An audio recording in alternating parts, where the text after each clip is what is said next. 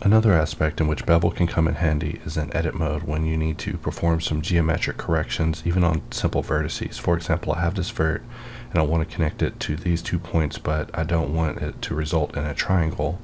So I can press Ctrl-Shift-B in order to perform a vertex bevel on this shape, which will result in an extra edge being created, but that's fine.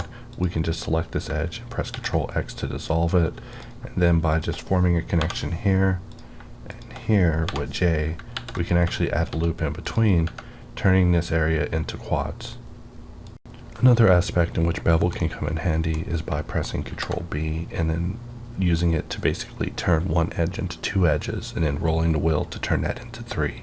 So here we've placed our edges. I can just press 1, grab each of these points and press J to form their connection, thus solving this area. But just like that, I can use Bevel to create additional geometry from what I have selected in order to keep the form but also allow it to conform with the areas that I intend to junction with.